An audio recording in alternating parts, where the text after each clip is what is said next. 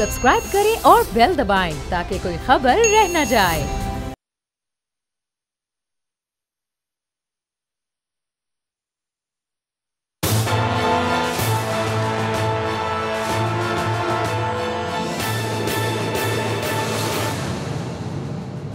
अस्सलाम वालेकुम नाज़रीन, मैं हूं आपका मेज़बान समीम रहीम और आप देख रहे हैं प्रोग्राम तजिया स्पेशल। मेरे साथ सदीक जान है, बोल के लिए भी काम करते हैं लेकिन सोशल मीडिया पर इनकी धूम रहती है। बड़े ज़बरदस्त ब्लॉगर हैं और वीलॉग इनके, और ख़ास तौर पर जो सुप्रीम कोर्ट के अंदर की जो कहानियाँ हैं वो जो सदीक जान बयान करता है और कोई नहीं बयान करता। और दूसरे इनाम खटक, बड़ा इनका नून लीग से बड़ा स्पेशल, इनका एक बड़ा गहरा रिश्ता है। और जब वो केसेस की यहाँ पर हेयरिंग हो रही होती थी तो मरीम साहबा ने 2-3 दफ़ा नवाज़ शरीफ साहब को बताया ये है वो इनाम खटक जो हमारे ख़िलाफ़ खबरें देता है। बहरहाल ये दोनों बड़े ज़बरदस्त, अपने काम से मोहब्बत करने वाले और ईमानदारी से काम करने वाले दोनों सहाफ़ी हैं। तो मैंने सोचा कि आज बहुत सारी जो डेवलपमेंट्स हैं इनकी ज़रा राय लेते हैं, ये किस नज़र से देखते हैं। सुप्रीम कोर्ट के अंदर चीफ़ जस्टिस गुलजार साहब और दूसरे जो जजेज़ हैं, जिस तरह पब्लिक के जो मामलात हैं उन पर तवज्जो फिर शुरू हुई है। रेलवे का मामला हो, पाकिस्तान स्टील मिल हो, कराची की तजावज़ात हों, स्कूलों में फ़ी का मामला हो, पीने के पानी का मसला हो, सुप्रीम कोर्ट में एक तहर्रुक हमें नज़र आता है। और फिर मरीम साहबा ने चुप का रोज़ा तोड़ा, वो आई यहाँ पर इस्लामाबाद में, शाहिद खाकान अब्बासी से मिली, एहसन इकबाल से मिली। बहुत स्पेकुलेशन है, कुछ लोग कहते हैं कि ये सब कुछ नवाज़ शरीफ साहब के कहने पे हुआ, कुछ लोग कह रहे हैं कि वो अपना वेट और अपनी हिम्मत और अपनी ताकत और अपना इन्फ्लुएंस दिखा रही हैं अपने वालिद साहब को। कुछ लोग ये कहते हैं कि ये जो ग्रुप बन रहे हैं, फॉरवर्ड ब्लॉक्स जो बन रहे हैं, पार्टी के अंदर जो इस वक्त तकसीम हो रही है उसको रोकने के लिए मरीम नवाज़ मैदान में उतरी हैं। तो सबसे पहले इसी हवाले से इनाम खटक, आपका बहुत शुक्रिया, आप तशरीफ़ लाए। मरीम नवाज़ साहबा ने अचानक चुप का रोज़ा तोड़ा है। आप तो बहुत करीब से आपने उनको देखा है, जो उनके जो वो रेफरेंस थे एहतसाब अदालत में, उसमें आपने ज़बरदस्त कवरेज भी की थी। आपके पास क्या इत्तला है, ये सब कुछ मरीम साहबा ने क्यों किया? देखिए समी साहब, सबसे पहली बात तो ये है कि मरीम नवाज़ और नवाज़ शरीफ के बारे में ख़ुद पाकिस्तान मुस्लिम लीग नून के जो सीनियर कायदीन हैं वो भी कहते हैं कि उनका मुस्तकबिल पाकिस्तान में है ही नहीं। और अगर हम ये बात ऐसे ही असर्टन कर लेते हैं कि आप देखें कि जब शहबाज शरीफ साहब के चैम्बर में शाहिद खाकान अब्बासी बैठे थे तो ख्वाजा आसिफ कहते थे पाकिस्तान मुस्लिम लीग नून के बाकी एमएनएस को कि हाथ मिलाने के लिए कोई नहीं जाए, उनको कोरोना वायरस हो चुका है।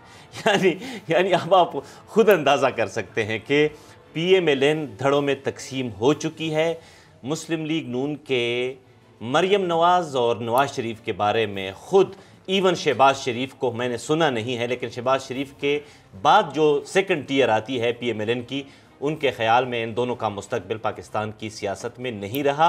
अब देखना यह है कि शायद खाकान अब्बासी शायद शहबाज शरीफ का पलड़ा किस तरह भारी होता है, ख्वाजा आसिफ उनके साथ आते हैं या नहीं आते, या शायद खाकान अब्बासी साहब कितना टिल्ट करते हैं टूवर्ड्स शहबाज शरीफ। शहबाज शरीफ का बयानिया बहर सूरत कामयाब हो चुका है। सनी साहब हम एग्री करें ना करें, उन्होंने नवाज़ शरीफ को कायल कर दिया है कि आप चुप रहें, आप यूके जाएं, आराम करें, ऐश करें। मैं यहाँ पे आपकी बात को रोकूंगा, इसलिए कि कल मरीम साहबा ने ये कहा बयानिया मुस्लिम लीग का क्या है, 2 नारे हैं, वज़ीर आज़म नवाज शरीफ, वोट को इज्जत दो। तो बयानिया इसमें शहबाज शरीफ साहब का कहाँ गया बयानिया? वो तो उड़ गया। शहबाज शरीफ साहब का बयानिया पिछले 2-2.5 माह से बरतानिया में है।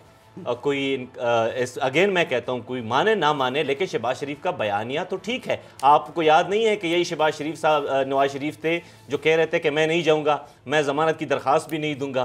फिर ज़मानत की दरख्वास्त भी दी, फिर उन्होंने एक मेडिकल रिपोर्ट्स का सहारा लिया। सबको पता था कि मेडिकल रिपोर्ट्स के अंदर क्या है, फिर भी वो चले गए। यानी शहबाज शरीफ ही तो कायल कर रहे थे और वो कायल हो चुके। और फिर नवाज शरीफ ने अपनी साहिबजादी मरीम नवाज़ को कायल किया कि आप भी चुप ही रहें। ये जो एक दिन का ट्रेलर है, ट्रेलर से पाकिस्तान की सियासत नहीं चलती। ये एक ट्रेलर था जो उन्होंने दिखा दिया और उनको खुद पता चल गया कि नून लीग के कितने एमएनएज जो सीनियर कायदीन है, सेकंड टियर है, वो मरीम नवाज़ को कितना सपोर्ट करती है। तो मेरे ख्याल से जो आजकल पावर कॉरिडोर्स में एक बात मशहूर है कि मरियम नवाज़ और नवाज शरीफ का मुस्तकबिल है नहीं, बाकी अब टॉस लगा लें नून लीग के कौन किसका पलड़ा भारी हो रहा है। खुद शहबाज शरीफ साहब कामयाब हो गए अपने बयानिए में, आप देख रहे हैं। यानी इससे शर्म की बात क्या हो सकती है कि आपको हुकूमती अरकान कहते हैं कि ख्वाजा साहब आप बोलेंगे या अपोजिशन लीडर भी आएंगे पाकिस्तान। तो मेरे ख्याल से ये बड़ा ताना है, और पाकिस्तानी सियासत में जब तक आप यहाँ मौजूद नहीं है समी साहब, आपका बयानिया आगे नहीं जाता, और यही वजह है कि नून लीग का बयानिया बरतानिया में दफन हो चुका है। बड़ा आपने ज़बरदस्त तज्जिया पेश किया। सदीक जान, आप मुत्तफिक हैं ये जो बातें कही हैं इनाम खटक साहब ने? तजुर्बा तो इनका बहुत है, लेकिन मैं ये जो बहुत सारी बातें इन्होंने कही है ना, सच्ची बात है। अब कल का जो ये पिछले 2 दिनों की जो एक्टिविटी है इनकी मरियम साहबा की, मैं तो नहीं मान रहा। आप बताइए। समी साहब, मैंने भी पता करने की कोशिश की कुछ बाखबर लोगों से जो इनके अपने इनके करीब नून लीग के करीब रहते हैं उनसे। जो मेरी जो असेसमेंट है, जो लोगों से बात हुई, उसमें यह हुआ कि मरियम साहिबा ने पहले अपने ग्रुप के ज़रिए शहबाज शरीफ के ख़िलाफ़ तकरीरें करवाई पार्टी के इजलास के अंदर। अपने लोगों के ज़रिए पहले उन्होंने शहबाज शरीफ की क्लास करवाई वहाँ से। फिर उन्होंने, क्योंकि नवाज शरीफ साहब बिल्कुल नहीं मान रहे थे कि मरियम दोबारा एक्टिव हों या बाहर निकलें, उसकी वजह यह है, एक बात तो जहन में रखें कि जो ओवरऑल मुल्की सियासत के हवाले से नून लीग का क्या बयानी होगा वो दोनों का एक है, शहबाज शरीफ नवाज शरीफ दोनों का एक है। और उस हवाले से बिल्कुल शहबाज शरीफ की जो लाइन है वही चल रही है। नवाज शरीफ और मरियम बिल्कुल उसके साथ हैं, चाहे वो वोट देने का मामला हो, खामोश रहने का मामला हो, सारे का सारा। अंदरूनी लड़ाई ज़रूर चल रही है। अंदरूनी लड़ाई में आप देखें कि पहले पार्लिमानी पार्टी के इजलास में मरियम सफदर साहिबा ने अपने ग्रुप के लोगों के ज़रिए शहबाज शरीफ की क्लास करवाई, इंतहाई सख्त और ऐसे अल्फाज जो हम शायद ना बता सकें, जिस तरह के अल्फाज वहाँ पे और इशारे किए गए शहबाज शरीफ साहब के बारे में। उसके बाद उन्होंने नवाज शरीफ साहब को कायल किया कि मियाँ साहब, शहबाज शरीफ के ख़िलाफ़ ये मामलात हैं, उधर से पंजाब में फॉरवर्ड ब्लॉक बनने जा रहा है, तो आप मुझे जाने दें। और वो आई शाहिद खान अब्बासी साहब के पास। अब आप देखिएगा कि इस जो कल परसों जो हुई ना मुलाकात, इसका रिजल्ट आपको आएगा हफ्ते 10 दिन में। अब वो शाहिद खान अब्बासी को मजीद हलशरे देकर गई हैं शहबाज शरीफ के खिलाफ, वो मजीद खुलकर शहबाज शरीफ के खिलाफ आएंगे। उसकी वजह है समी साहब, मुझे बताएं कि गिरफ्तार तो राना सनौला भी हुए, मरियम साहबा राना सनौला के घर क्यों नहीं गई लाहौर में, फैसलाबाद में? वो तो फैसलाबाद तो लाहौर से करीब है ना, इस्लामाबाद तो दूर है। दूसरी बात यह है कि क्योंकि राना सनाउल्लाह जरा शहबाज साहब के ज्यादा नजदीक हैं। बिल्कुल बिल्कुल। और उन्होंने राना सनौला को अपने घर तलब किया, उनकी फैमिली के साथ मिली जरूर, लेकिन जातियोरा में तलब करके, और शाहिद खान अब्बासी के पास उनके घर गई, एहसन इकबाल के भी घर हैं, एहसन इकबाल के भी घर गई। और एक बात और ध्यान में रखें, ये दो कौन लोग हैं जो उस दिन कानून साजी वाले दिन नहीं आए थे, वोट डालने दोनों नहीं आए थे, बीमारी का कह के एक ने का डॉक्टर पास अपॉइंटमेंट है, एक हॉस्पिटल पहुंच गए, दोनों नहीं आए थे। और मरियम साहबा ने ना एक दिन आके उसमें एक तीर से ना 5 शिकार करने की कोशिश की। पहले उन्होंने पार्टी को मैसेज देने की कोशिश की कि मैं दोबारा एक्टिव हो रही हूँ ताकि पार्टी टूटने से बच जाए। उन्होंने शहबाज शरीफ ग्रुप को बता दिया कि भाई मैंने पलड़ा अपना डाल दिया शाहिद खान अब्बासी और एहसन इकबाल के पलड़े में, खासतौर पर शाहिद खान अब्बासी के पलड़े में।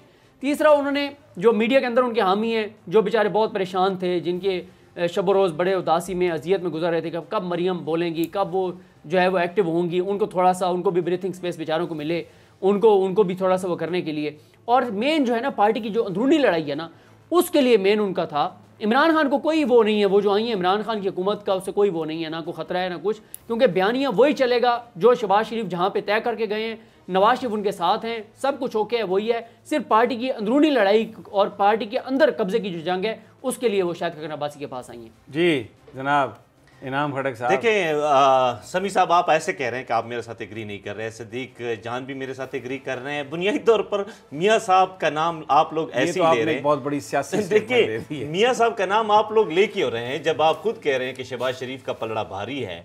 और मरियम ने, मैंने कब कहा? हमने तो कहा शहबाज शरीफ का पलड़ा भारी नहीं है। नहीं, लेकिन अगेन अब शहबाज शरीफ साहब के पलड़े को भी देखना चाहिए कि शहबाज साहब के पास कौन कौन लोग आते हैं। लेकिन कि अगर आप ट्रैक रिकॉर्ड देखें, ये कभी लिफ्ट की सियासत कर ही नहीं सकती, ये सख्ती की सियासत नहीं कर सकती। यही वजह है कि मरियम, ये जो मेरी बात सुने, ये जो मरियम साहबा जब गई शाहिद खान अब्बासी के घर और एहसन इकबाल के, तो उन्होंने कहा कि नून लीग वो जमात थी जो जब भी सख्ती आती थी ये एस्टेब्लिशमेंट के साथ मिलती थी, ये हुकूमत की जमात थी। लेकिन मैं मुबारकबाद देती हूँ एहसन इकबाल को, मुबारकबाद देती हूँ मैं शाहिद खान अब्बासी को, मुबारकबाद देती हूँ मैं मिफ्ता इस्माइल को, मुबारकबाद देती हूँ मैं ख्वाजा साद रफ़ीक को और राना सनाउल्लाह को भी, जिन्होंने साबित किया कि वो हर तरह का जुल्म बर्दाश्त कर सकते हैं, और ये मुस्लिम लीग नून जो है ये माजी की वो मुस्लिम लीग नून नहीं है, ये लड़ने वाली है। आप कह रहे हैं कि जी ये पॉलिटिक्स नहीं कर सकती। समी साहब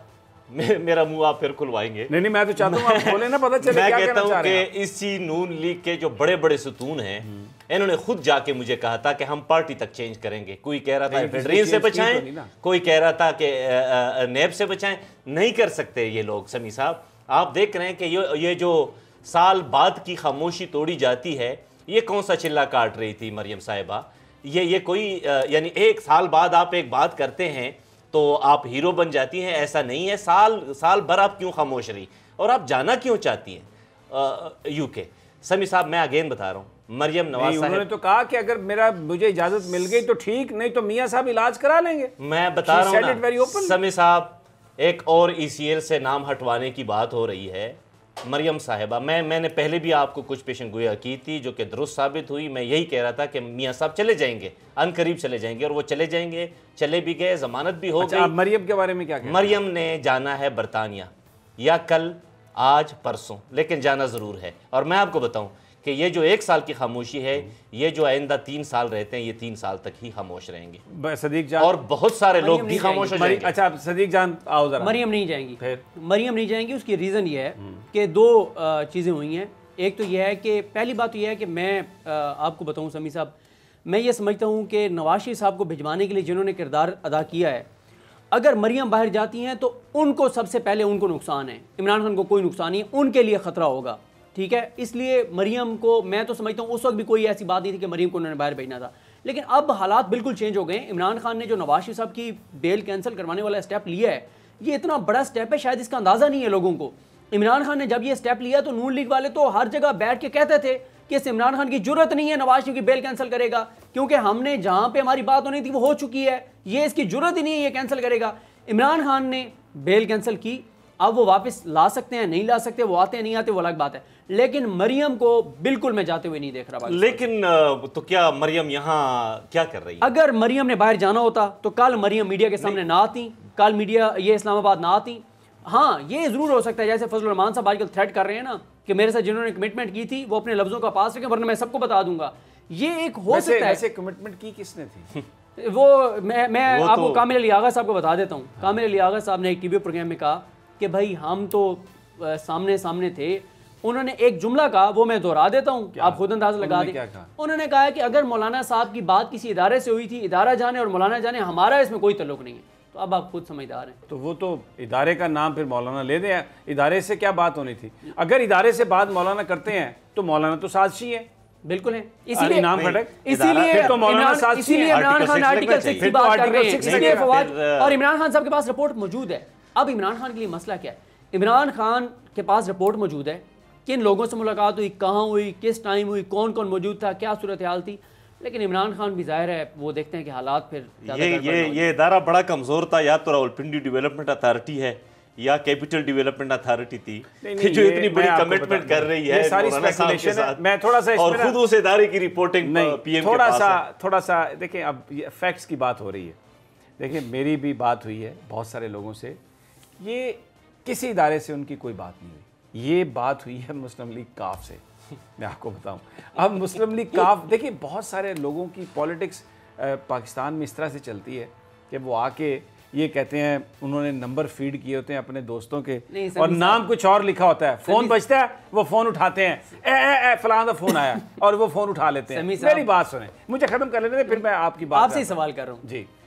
आपने वो लतीफ़ा तो सुना हुआ है, सादा जरूर लेकिन इतनी भी नहीं। अब मौलाना साहब इतने भी तो सादा नहीं है ना कि काफली वालों ने गलत। मौलाना बड़ी गहरी चाल चल रहे हैं। मौलाना बहुत गहरी चाल चल रहे हैं। मौलाना क्या कह रहे हैं?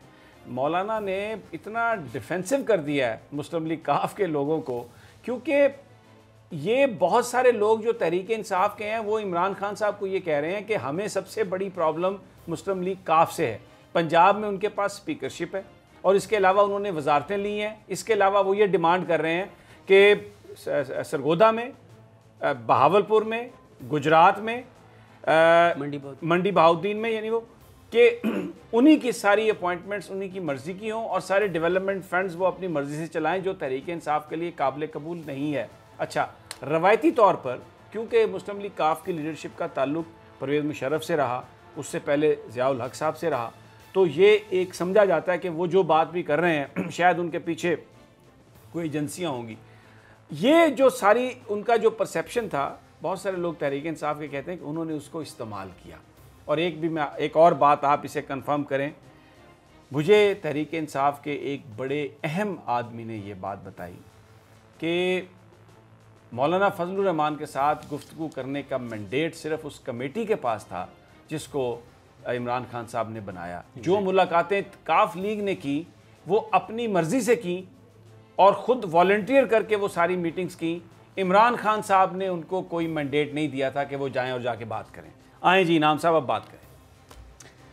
देखें, ये कहना कि किसी इदारे के कहने पे मौलाना साहब इस तरह कर रहे हैं, तो मेरे ख्याल से प्राइम मिनिस्टर के लिए ये बड़ी आजमाइश की घड़ी है। And he has to react, he has to act and he has to react कि ऐसा कौन सा इदारा है और मौलाना साहब आप किन इदारों के साथ मिलकर ऐसा कुछ कर रहे हैं। मौलाना साहब का तो और नून लीग का, मेरी बात सुने, मौलाना और नून लीग का मसला तो ये है कि वो हर बात में एजेंसियों पर, पाकिस्तान की फ़ौज पर इल्ज़ाम लगाते हैं। ये जो इमरान खान को सिलेक्टेड प्राइम मिनिस्टर कहते हैं वो इसीलिए कहते हैं, ये तो उनका इल्ज़ाम है, ये तो पूरी उनकी कैंपेन है और वो सब कुछ जो भी कर रहे हैं अपनी उसी कैंपेन के मुताबिक बयानिए को लेके आगे चल रहे हैं। देखिए समी साहब, हम उसी पॉइंट से शुरू करते हैं कि इस मुल्क का आपने देखा कि कितना बड़ा पनामा ट्रायल, 126 दिन का धरना, यानी एक बंदे पर ही ये सारी सियासत मौकूफ़ हुई थी जिसका नाम मियां नवाज शरीफ हैं, जो उस वक्त प्राइम मिनिस्टर थे, कि उन्होंने पाकिस्तान का पैसा बाहर भेजा, कितनों कैसे करप्शन की है। अगर वो बंदा यूके बैठे हैं और हम ये ज़िद करें कि मरियम साहिबा ने नहीं जाना, तो मेरे ख्याल से मरियम इज़ नो बॉडी। हमने जो पैसे रिकवर करने थे वो तो मियां नवाज शरीफ से करने थे। मरियम साहिबा डजेंट मैटर। अब वो ये कहना कि मरियम साहिबा का पलड़ा बारी है, शहबाज शरीफ का पलड़ा बारी है, ऐसा कोई सीन नहीं है। मरियम का कोई रोल नहीं है पार्लिमानी पॉलिटिक्स में। वो अलग बात है कि मियां नवाज शरीफ की साहिबजादी है, यही वजह है कि लोगों की है एफिलिएशन। लेकिन जो प्रैक्टिकल PMLN आपको पाकिस्तान में नज़र आनी चाहिए वो शहबाज शरीफ की सूरत में, he is the opposition leader. बाकी ये कहना कि मरियम साहिबा नहीं जाएगी, लेकिन सदीक जान मैं आपको यहाँ बता ही देता हूँ कि अगर मरियम साहिबा पाकिस्तान में रहेंगी तो उन्होंने जो चुप का रोज़ा उड़ाया ये तोड़ना पड़ेगा। और ऐसा कुछ नहीं है, एक बार बात करने से नहीं होता, वो बाकायदा कैंपेन करनी पड़ती है। और फिर ज़रूरत ही क्या है, और मरियम साहिबा ऐसे सिचुएशन में क्यों मैदान में उतरेंगी, क्या इमरान खान के खात्मे के लिए? ऐसा नहीं है। सीन ये बनता है जो हम सुन रहे हैं बीइंग एन इन्फॉर्म्ड जर्नलिस्ट कि मरियम साहिबा जाना चाहती हैं और उन्होंने यही कहा है कि जब तक मैं यहाँ हूँ तो मैं बोलती रहूँगी, और यही वजह है कि वो बोल पड़ी। और आप देखें अनकरीब, मैं आपको बता रहा हूँ, अच्छा अगर मरियम बोलेंगी इस पे बात कर लेते हैं, हफ्तों की बात है, इस पे बात कर लेते हैं, तो इससे क्या होगा? अच्छा मुझे एक तो यही तो बात है कि मरियम को आप क्यों रोक रहे हैं? वजह क्या है? आपने जमानत भी दी हुई है। नहीं, वो तो अदालत रोक रही है ना। नहीं, बात तो यही है। पे देखिए, उनका पासपोर्ट जो जमा है वो नैब अदालत के पास जमा है, उनके बिल्कुल है, हाई कोर्ट के हुक्म पे से जमा है। बिल्कुल है। तो वो तो अगर उसको कोर्ट ने दिया तो वो चली जाएंगी। अच्छा इनाम खटक साहब मुझे एक बात बताएं, इनाम खटक साहब मुझे एक बात बताएं, मरियम अगर बोल पड़ती हैं, पहले मरियम बोलती रही, उसके बाद ख्वाजा आसिफ साहब ने टीवी प्रोग्राम में बैठ के इस बात का एतराफ़ किया कि जब मियां नवाज शरीफ साहब बज़ाहिर, ये तो अब पता चल गया ना कोई सारा ड्रामा था, बज़ाहिर ज़िंदगी और मौत की कश्मकश में थे, तो उन्होंने कहा लाहौर में 100 बंदा भी नहीं निकला, वो लाहौर जहाँ पे पंजाब का 70% बजट उन्होंने लाहौर पे खर्च किया था। अच्छा नवाज शरीफ गिरफ्तार हुए, मरियम गिरफ्तार हुई, शहबाज शरीफ गिरफ्तार हुए, हमजा गिरफ्तार हुए, ख्वाजा साद रफीक, शायद ये सारे लाहौर में गिरफ्तार हुए ना। मुझे बता दें लाहौर में 500 बंदा भी निकला हो। नहीं, बंदा निकलने वाली बात नहीं है। वो तो सिद्दीक जान साहब, अगर हम धरने की बात करें, PTI के धरने की, तो वहां भी कोई इतना ज्यादा बंदा कामयाब तो नहीं हुआ ना। अगर हम मौलाना साहब की बात करें, PTI का धरना को कामयाब हुआ नहीं हुआ, तो फिर नहीं हुआ तो इधर भी बंदे नहीं निकले, ये भी कामयाब नहीं होंगे। फिर आर्टिकल 6 की बात आती है समी साहब, फिर कौन किस इदारे के साथ मिला हुआ है? नहीं, अभी देखें, ये बात आप सियासतदानों वाली कर रहे हैं। बात ये है कि इमरान खान ने धरना दिया, धरना कामयाब नहीं हुआ। इमरान खान यहाँ पर हुकूमत तब्दील करने के लिए आए थे, वो 126-30 दिन बैठ के चले गए, गवर्नमेंट तब्दील नहीं हुई। मौलाना फजलुर रहमान आए, धरना दिया, और जी मुझे फ़लाँ लोगों ने इतनी कहानियाँ बयान की, पता नहीं पीछे जी ये हो रहा है, फ़ौजी साथ हैं, एजेंसियाँ साथ हैं जी, खान को ब्लैकमेल। कुछ भी नहीं हुआ। उन्होंने कहा जी मेरा प्लान B में जा रहा हूँ, प्लान C में जा रहा हूँ, प्लान D में जा रहा हूँ, फिजल आउट हो गया टोटली। और फिर बाद में उन्होंने कहा किस पर उनका ये ऑन रिकॉर्ड बयान है कि जी ये जो दो बड़ी जमातें हैं ना, पीपल्स पार्टी और मुस्लिम लीग नून, इन्होंने मुझे बर्बाद किया, इन्होंने मुझे वो किया, और अब मैं अपना जो प्लान करूँगा इसमें मैं उनको साथ नहीं मिलाऊँगा। अब क्योंकि मरियम का बाहर जाने का मामला तय नहीं हो रहा था, बिलावल भुट्टो को भी एक बड़ा सवालनामा थमा दिया गया, जमहूरियत फिर ख़तरे में पड़ गई और वो फिर मैदान में आ गए, क्योंकि पिछला जो धरना हुआ उसके नतीजे में नवाज शरीफ साहब बाहर चले गए थे। अब आसिफ जरदारी साहब भी आराम से बैठे हुए हैं, हॉस्पिटल में मौज मस्ती कर रहे हैं। अब बिलावल को भी जाने से रोकना है जेल में, और मरियम ने पाकिस्तान से बाहर जाना है। तो अब ये दो डिमांड्स है, लेकिन मेरी इत्तला ये है कि मौलाना फजलुर रहमान चाहते ये हैं कि अब इनका मुद्दा तो यही है, वो दोबारा किसी धरने वरने के चक्रों में नहीं जाते, वो ये बयान दे रहे हैं कि मैं बता दूंगा मेरे साथ पीछे क्या हुआ था, किसने क्या कहा था, इसलिए मेरी बात मान जाए। अपोजिशन से भी क्यों सदीक जान? मौलाना सब कह रहे हैं मैं ट्वीट कर दूंगा मी टू। तो फिर अब मुझे तो नहीं लगता कि अगर मरियम साहबा जो हैं उनको बाहर जाने की जो इजाज़त है वो गवर्नमेंट तो नहीं दिलवा सकती, अनलेस के गवर्नमेंट अगर ये कहती है जाके कि जी हमें कोई इतराज़ नहीं है, जैसे उन्होंने नवाज शरीफ साहब से कहा, तो ये इतना बड़ा पॉलिटिकल ब्लंडर होगा जो तहरीक इंसाफ अफोर्ड ही नहीं कर सकती। सदीक जान, ये तो फिर देखें, आप ये भी देखें कि खोसा साहब ने क्या कहा था, इमरान खान साहब को पब्लिकली कहा था, तकरीर में कहा था कि आपने भेजा, हमने जुज़ियात तय की, हमने जुज़ियात तय की हैं। इससे पहले मुशर्रफ वाले केस में, परवेज़ मुशर्रफ साहब के केस में, साकिब निसार साहब चीफ जस्टिस से उन्होंने 3 बार ये कहा था कि अदालत को मत कहें कि हमने भेजा था, अदालतें नहीं भेजती किसी को ECL से निकाल के, हुकूमत ने निकाला था। नवाज शरीफ के मामले में किसने निकाला? वो हुकूमत डालती है अदालत के ऊपर, अदालत डालती है हुकूमत के ऊपर, चीफ जस्टिस ऑफ पाकिस्तान। देखिए मरियम का जो मामला है, मैं समझता हूँ नवाज शरीफ साहब से ज़्यादा ख़तरनाक मामला है मरियम का। मरियम को बाहर भेजने का मतलब ये है कि उसके बाद वो वहाँ बैठकर इंडियन चैनल्स को, किसी और मीडिया को, आपके इदारों के खिलाफ जिस तरह के मर्जी इंटरव्यूज दें, कोई उनको रोकने वाला नहीं। लेकिन एक सवाल है मेरा यहाँ पे, इनाम वहाँ पे कराची में अल्ताफ़ हुसैन बैठा है, वो कम बात करता है, ये कितने बलोच वहाँ पर बैठे हुए हैं, ये कम बात करते हैं और बैठे हैं, सारे बैठे हुए हैं। तो अगर कोई बात इंडियन चैनल से कर भी देता है तो ये मुल्क, इस मुल्क में ये 22 करोड़ का मुल्क है जो मुत्तहद है पूरी तरह, ये बयानों से क्या होता है यार? क्यों इनाम को कुछ नहीं होता, बिल्कुल समी साहब। लेकिन मैं ये कहता हूँ कि अल्टीमेटली हुकूमत को एक नतीजे पर पहुँचना पड़ेगा। ये कहना कि मियाँ साहब, अब देखें सवाल तोड़ रहे हैं, मतलब एक आम बंदा 22 करोड़ की बात समी साहब ने की, वो यही सोचता है कि वो पानामा ट्रायल का मकसद ही क्या था, कितनी रिकवरियाँ हुई हैं, फिर मरियम साहिबा who was not even an office bearer, उसको किस खाते में आप कर रहे हैं, बिलावल जो कभी पब्लिक ओहदा उन्होंने रखा ही नहीं है, उसको किस खाते में। तो देखिए सवाल तोड़ते हैं समी साहब। आप ये कैसे सवाल उठता है कि 2011 से 2016 तक वो जरदारी ग्रुप प्राइवेट लिमिटेड के CEO रहे हैं और जवान हैं, बिल्कुल बालग हैं, उनके दस्तखतों से 1 अरब 23 करोड़ रुपया निकला है, और आप कह रहे हैं कि जी उन्होंने पब्लिक ऑफिस होल्ड नहीं किया। ये फेक अकाउंट केस क्या है सारा? फिर तो कोई प्राइवेट बंदा दूसरे प्राइवेट बंदे के साथ बिजनेस ही ना करे। अगर नेब को हम इतना ही इंटरफेयर करेंगे, इतना इंटरफेयर करेगी, इस मुल्क में करप्शन ही है, सारा लूट के ले गए, करप्शन कहाँ है सर? इन्होंने बनाया सारा। हम पब्लिक ऑफिस होल्डर से मुतल्लिका कोई भी बंदा वो कहाँ गया? उसकी अम्मी जान वजीर आजम रही, उसके अब्बा जान सदर पाकिस्तान रहे, और पूरा खानदान उनका इक्तदार में रहा, और अभी वो कहता है मैं पब्लिक ऑफिस में। सदके के बकरे तक ओमनी ग्रुप के पैसों से आ रहे हैं, जहां से कपड़े लॉन्ड्री पे जाते हैं वो भी पैसे ओमनी ग्रुप से जा रहे हैं। जान अगर मैं समी साहब समी साहब को डील करते हैं तो इसमें हुकूमत को क्या प्रॉब्लम है? अगर समी साहब के अकाउंट से बकरे आते हैं तो इसमें हुकूमत को क्या परेशानी है? उस अकाउंट में पैसे बेईमानी के आए हुए हैं, वो उसमें आए हुए 35 उन ठेकेदारों के पैसे आए हुए जिनको सरकारी ठेके दिए। इस तरह की बात हम इसलिए करते हैं। अच्छा, ये बहस जारी है, गर्मा गर्म बहस जारी है नाजरीन, लेकिन एक छोटा सा वक्फा चाय का पिए, 3-4 मिनट के बाद हम हाजिर होते हैं और फिर दोबारा इसी शिद्दत से गुफ्तगू। मैं मरियम साहिबा को खुश कर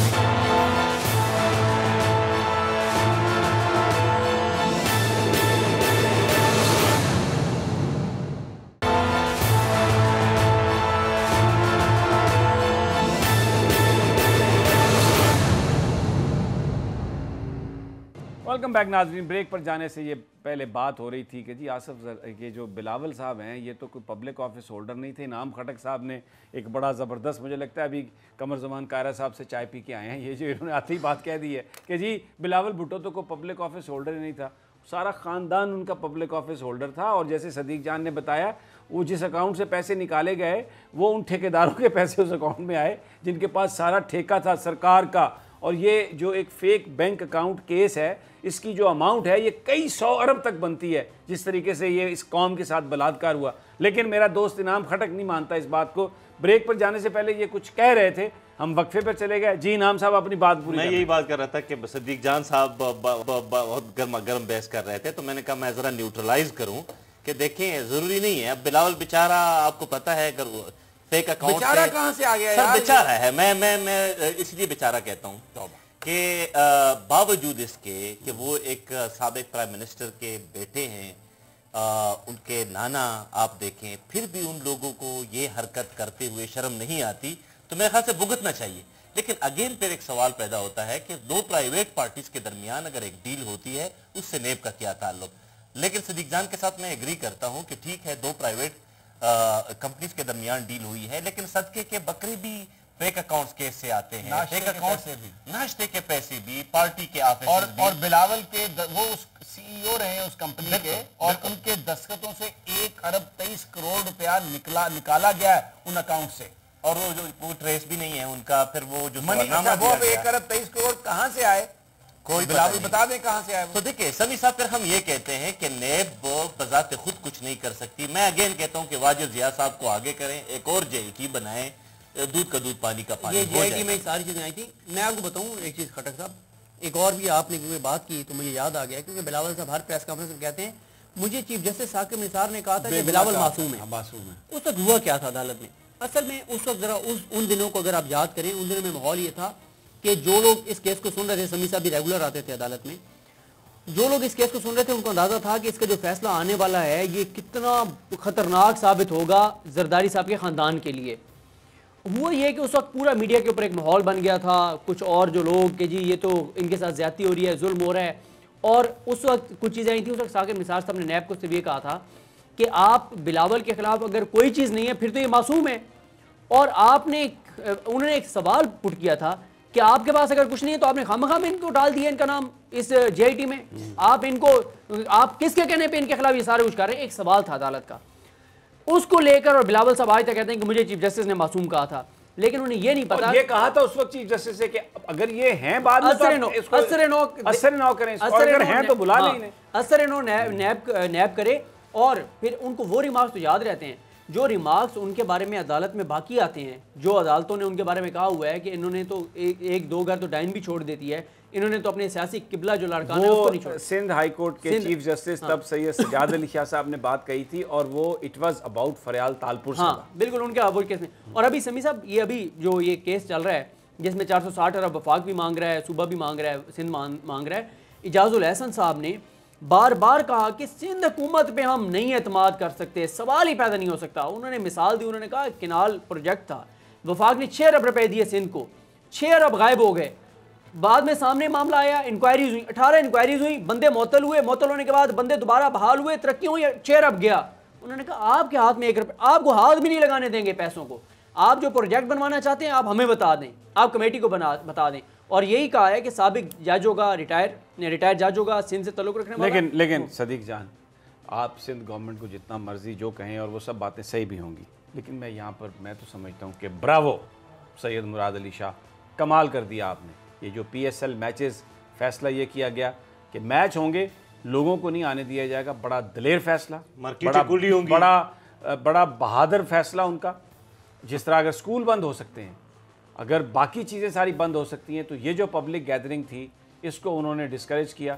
और मैं समझता हूँ कि ये बड़ा, क्योंकि क्रिकेट बहुत पाकिस्तानियों के दिल के करीब है और बड़े अरसे के बाद PSL के मैचेस हो रहे थे। मैंने एक ट्वीट किया है इसमें और फेसबुक पे थोड़ा सा डाला, तो भाई मुझे बहुत सारे लोगों ने पता नहीं क्या कुछ मुझे कह दिया कि जी वो तो ये बात सुनने के लिए तैयार ही नहीं। बट ये भी अब अच्छे फैसले भी तो हो रहे हैं गवर्नमेंट से। देखिए ये एक बड़ा जबरदस्त कोरोना वाले मामले में, समी साहब ये आप तंजिया बात कर रहे हैं या सीरियस? मैं सीरियसली तारीफ कर रहा हूँ। कोरोना के मामले में सबसे अच्छा काम सिंध ने किया, और मैं संजीदगी से तारीफ कर रहा हूँ कि इसमें उन्होंने बिल्कुल ख्याल नहीं किया, लिहाज नहीं किया। ये बड़ा यानी अनपॉपुलर फैसला है उनका, बट ही डिड इट। और लीडर्स को इसी तरह करना चाहिए कि जो कौम के मफाद में हो, ये एहतियात का फैसला है, ये बीमारी को रोकने का फैसला है। इसके मैं भी एग्री करता हूँ समी साहब आपके साथ कि सिंध गवर्नमेंट वाकई सीरियस है। हमने अभी तक कोरोना को सीरियस लिया ही नहीं है, अपार्ट फ्राम सिंध, बावजूद इसके कि डिप्लोमेटिक सोर्सेज ने वजारत ख़ारजा को बोला है कि आपका एपी सेंटर कराची है, तो लिहाजा आप ज़रा सीरियस एफर्ट्स कर लें। नेशनल लेवल पर आप वाली बात समी साहब कि हमारी तरफ से कोई सीरियसनेस नहीं है और ये है वबा। अब व्हेन इट इज़ पेंडेमिक, तो मेरे ख्याल से अब हमें अलर्ट रहना चाहिए, फेडरल गवर्नमेंट को भी। और आज मैं सुन रहा था कि शायद कुछ हो रहा है फेडरल गवर्नमेंट के लेवल पर। नहीं यार, मैं सुन रहा था, लेकिन सदीक जान आज ही ये बात आ गई, मैं चाहता हूँ आप इस पर ज़रा कमेंट करें। वो डॉक्टर ज़फ़र मिर्ज़ा साहब पर इल्ज़ाम लग गया कि उन्होंने 20 लाख मास्क भेजे हैं। मैं एक वज़ीर आज़म साहब की एक बात सुन रहा था जिसमें उन्होंने ये कहा कि हमने सारे मास्क चाइना भेज दिए हैं। तो फिर ये कहाँ से बगलिंग हुई बीच में, ये क्या हुआ सारा? देखिए मसला ये है कि ये तो अब ज़ाहिर तहकीकात होंगी तो चीज़ें सामने आएंगी, लेकिन मसला ये है, ठीक है चाइना हमारा दोस्त है सारी बात, लेकिन जब आपके अपने घर में, और ये मैं आपको बात बताऊँ, ये वाकई हुआ है, हमने कोरोना को बिल्कुल सीरियस नहीं लिया। हमने यार पहले ज़फ़र मिर्ज़ा साहब पे बात करें ना। ज़फ़र मिर्ज़ा उन साहब पर ये इल्ज़ाम लगा दिया बेचारे। वो उनके जो सेक्रेटरी है, मेरी उनसे बात हुई, वो साजिद शाह से, उसने मुझे एक ऐसी कसम खाकर वो बात कही है ना कि मैं तो दहल गया हूँ। उसने कहा यार ये ऐसा है ही नहीं। अब आप बताइए, फील्ड में इनाम खटक, अगर आपके पास कोई इन्फॉर्मेशन है, आप FIA के बड़े माहिर हैं खटक साहब। नहीं बिल्कुल, अगर ये एलिगेशन तो है वाकई सीरियस, और ज़फ़र लेकिन अभी सिर्फ एलिगेशन ही है ना, अभी कोई ये ज़फ़र साहब अगर आपने ये काम किया है तो मेरे ख्याल से FIA को खुद एक्टिव होना चाहिए इस पे। और इतना बड़ा यानी वबा पाकिस्तान में फैली हुई है और हम मास्क तक बेच रहे हैं और वो भी ब्लैक में। और इससे पहले हमने मेडिसन का केस देखा, हमने पोलियो का देखें कि रोज़ बरोज़ केसेस बढ़ रहे हैं। तो मिर्ज़ा साहब हम तो रिक्वेस्ट ही कर रहे हैं आपसे कि खुदारा सीरियस हो जाएं, और अगर ये मास्क बेचने वाली कहानी सच्ची साबित हुई तो आप प्राइम मिनिस्टर को लेट डाउन करेंगे और पूरी PTI की हुकूमत को लेट डाउन करेंगे। वैसे मेरा नहीं ख्याल ज़फ़र मिर्ज़ा साहब ने अकेले ये फैसला किया होगा। अगर मास्क गए हैं तो स्मगलिंग मैं तो नहीं समझता उन्होंने। साथ कोई गजनफर अली साहब उनके डिप्टी डायरेक्टर हैं, उनकी के बारे में मुझे बहुत सारे लोग बता रहे हैं कि उनकी कोई शोहरत जो अच्छी मास्क नहीं है। गए हैं ना, लेकिन जी, जो चाइना मास्क गए हैं, तो वो ज़फ़र मिर्ज़ा साहब का वाहिद उनका फैसला नहीं होगा, बहुत लोगों की इसमें फिर मशवरा। लेकिन उनके मेरी ज़फ़र साहब से तो बात नहीं हुई, लेकिन वो जो उनके PS हैं वो मुझे बहुत कॉल्स कर रहे थे। मुझे समझ नहीं आई कि वो फ़ोन मैंने ज़रा देर से देखा, मैंने कॉल्ड हिम बैक, जिसमें उन्होंने एक बहुत बड़ी कसम उठा के कहा कि यार हमारा इससे कोई लेना देना नहीं है, ताल्लुक़ नहीं है। और ये जो फार्मासिस्ट एसोसिएशन है, ये इन्होंने 4 साल पहले भी ये बातें की हुई हैं, इससे पहले भी की हुई हैं। ये पर वो कुछ और ही कहानी। सभी साहब, मैं आई जस्ट रिकॉर्ड के हेल्थ मिनिस्ट्री में यही बात आम हो रही थी कि क्यों मिर्ज़ा साहब कोरोना वायरस पे खामोश हैं और अभी तक क्यों अलर्ट जारी नहीं किया। तो यही वजह है कि चूंकि वो सीरियस नहीं थे और उन्होंने चुप का साथ लिया था। तो ये जो मास्क बेचने वाली, ब्लैक में बेचने वाली कहानी है, इसके साथ मैं इसलिए एग्री करता हूँ कि खुद ज़फ़र मिर्ज़ा साहब, जब आप कोरोना वायरस जितनी बड़ी वबा है और आप खामोश हैं, तो इसका मतलब है आप पसे पर्दा कुछ और कर रहे हैं। तो मैं तो ये कहता हूँ कि मैं खुद भी इसको कर लूँगा। लेकिन वो उस तरह से हमने स्टेप्स नहीं लिए जैसे बाकी मुल्कों ने लिए कि फौरी तौर पे उन्होंने मुकम्मल तौर पे स्कूल्स वगैरह बंद कर दिए, मार्केटें बंद कर दी। नहीं, ये तो सेक्रेटरी हेल्थ, ये वजीर हेल्थ तो ये कर भी नहीं सकता। ये तो यानी तालीमी इदारे बंद करना जो है सूबे के, वो सूबाई हुकूमत का काम है। और ऊपर उनकी रिकमेंडेशन पे वफाक करेगा ना प्राइम मिनिस्टर करेगा। और ये काबीना में आया था कि हमें इमरजेंसी डिक्लेयर करनी चाहिए, लेकिन मेरा ख्याल है काबीना ने उस वक्त इसको नहीं माना था। बहरहाल एक छोटा सा वक्फा नाजरीन आते हैं, तो फिर कुछ सुप्रीम कोर्ट के अंदर क्या हो रहा है, एक वक्फे के बाद।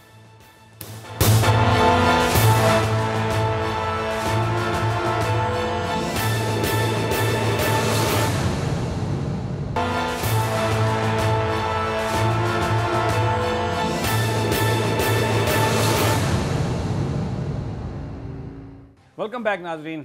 तज्जिया में गुफ्तगू जारी है और इनाम खटक और धुआंधार तज्जिया सदीक जान साहब का, बड़े अहम इश्यूज़।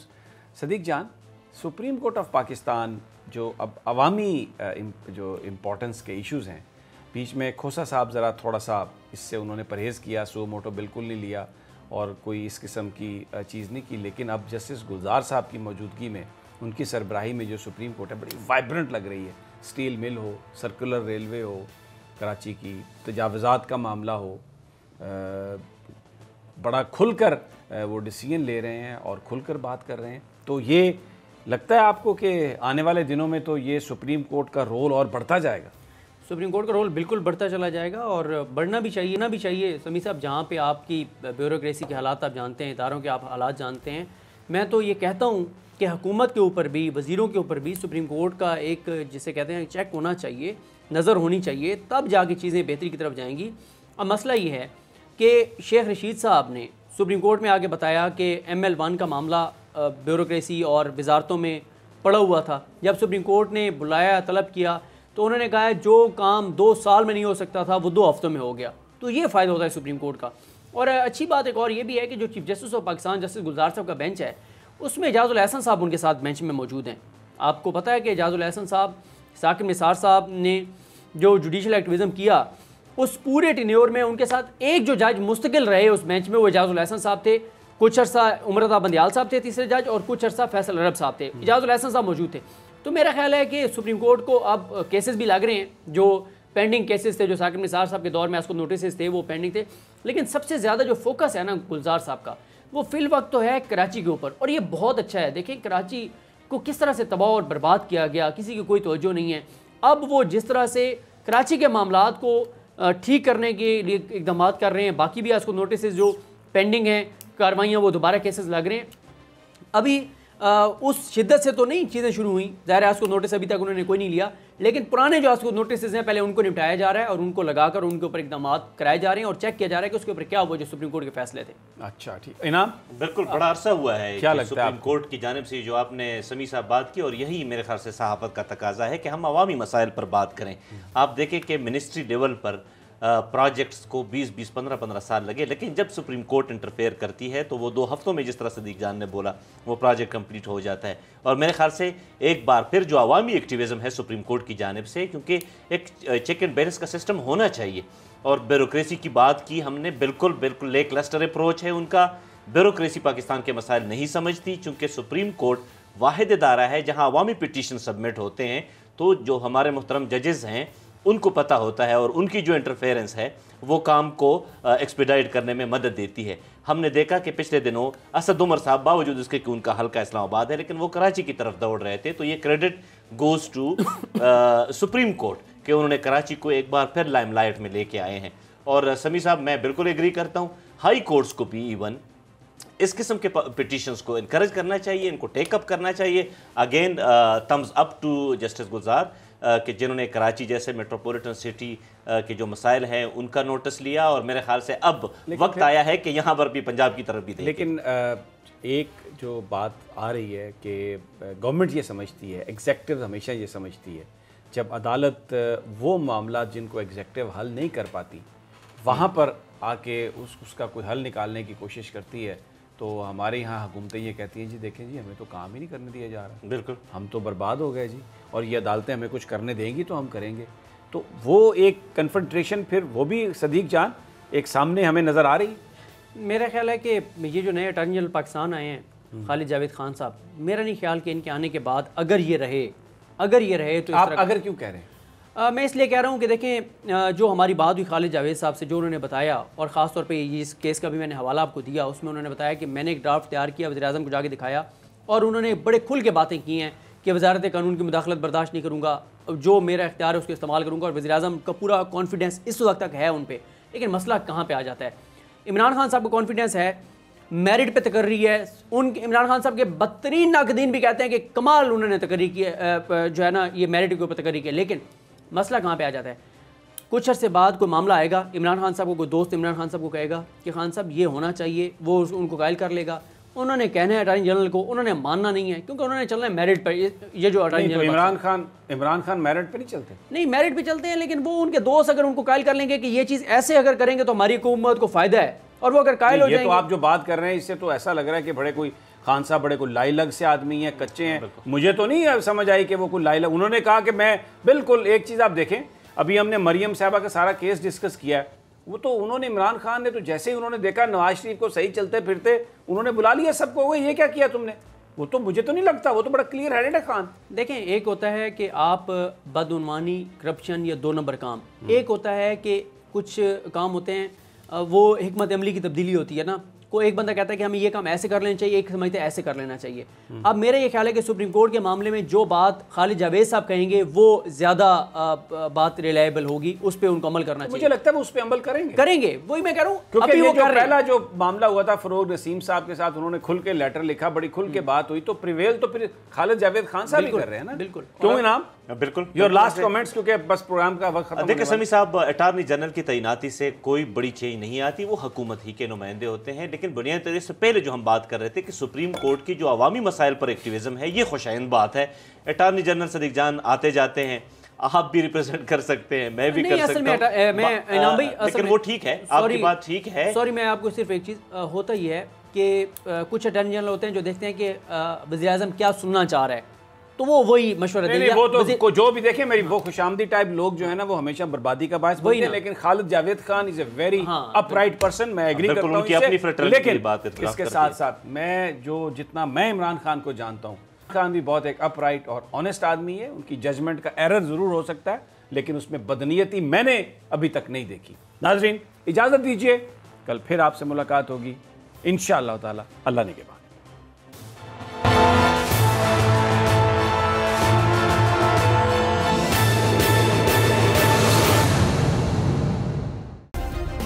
सब्सक्राइब करें और बेल दबाएं ताकि कोई खबर रह न जाए।